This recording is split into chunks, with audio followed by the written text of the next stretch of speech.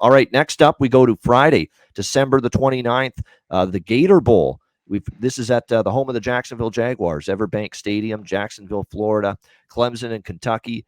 The Jaguar fans are probably going to say, you know what, Trevor Lawrence, after that performance last night, don't join the Jaguar team next week at the next game. You're going to sit here, stay in Jacksonville, and you're going to go back to college, and you're going to suit up for Clemson here in this stadium for the Gator Bowl. I think Jaguar fans are tempted to kind of say that here to Trevor Lawrence after last night against the Ravens, but that's another story. Clemson, Kentucky, we've got Clemson down to a 5-point favorite in this game, 46.5 the total. This did open 7 in this matchup here, Clemson and Kentucky.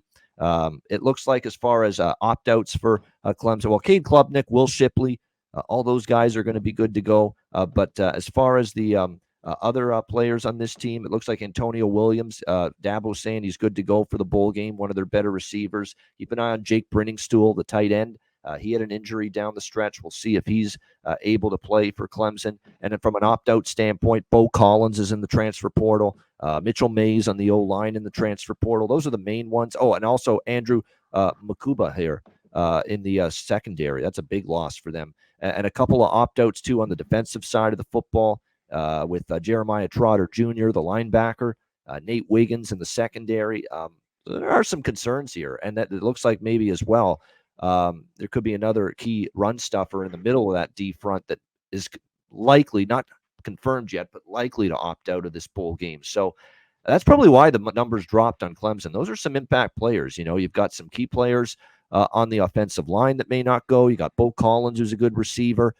You've got one of your best players in the secondary that's in the portal. And then you've got 3 key starters on the defensive side of the football that have already opted out. So, definitely the betting market's showing concerns about that. Maybe that's why some of the money's come in here for Kentucky.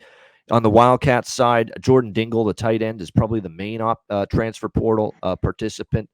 Everyone else was, minor contributors to this Kentucky team. The big news, though, it looks like here is Ray Davis. This is key. This is what this bet hinges on for me. I need Ray Davis in there.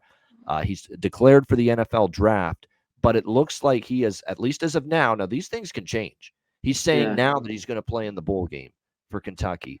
But you never know with these guys that are in the NFL draft, because I saw a couple of instances last year, CMAC, where the player that declares for the draft initially says, "Oh, I'm in, coach. Put me in. I'm good to go." And then like a day or two before the bowl game, he's out. So and then he talks to their family, his age, and everyone. They're like, whoa. Yeah, exactly. Pump the brakes here. So be careful with that. Like, Ray Davis is a difference maker. Now, I don't usually say that about running backs, but in this offense, he matters that much, because that means if he doesn't play, you put a lot more onus on Devin Leary in the offense for Kentucky. And Devin Leary's a nice game. That's what Devin Leary, I thought Devin Leary at one point, the sky was the limit for him, a high ceiling. Yeah, I thought at one time he was a quarterback that could dominate in the college level. He's not that.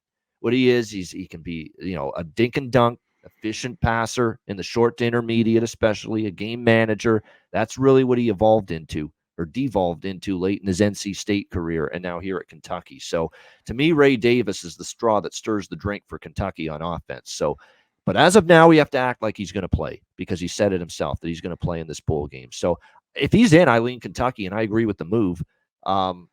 But I'm waiting on that. I still am a little leery, quite honestly, of him playing in this game. But look, I'm not excited about laying points with Clemson here. And I said this weeks ago when we talked about Clemson's going to be in a minor bowl game. And look, this is a little bit more major. Like, Gator Bowl is a pretty traditional bowl game, but it's still not anything that Clemson's used to or loves.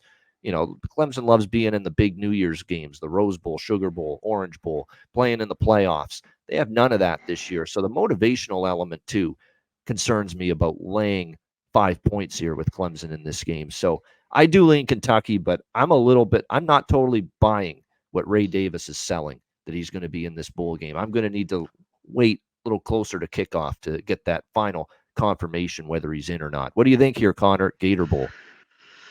Shout out to everyone in the chat. Hit the like button. Yes, if you can. That's all we ask for in the end. I know Gonzo, my guy, renewed his membership. I forget who else was up there at the beginning. Fuck, I can't remember, but I'll try to remember to get you. But Real Deal Prime, Ian, Gold 44, Paul, Taylor, the Sailor, my dude. Shout out to you, Jacqueline, Goran, what's up? Nuke Worker, my guy. I missed him in Vegas. Hopefully next year I'll meet up with you, my man. Have a few beers. Rants, Flea, what's going on?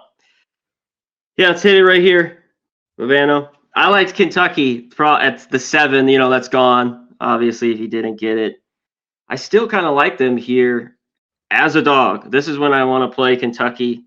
Is with them at this price. I think they'll be motivated in this game. You mentioned Davis, obviously huge key. You hit on that.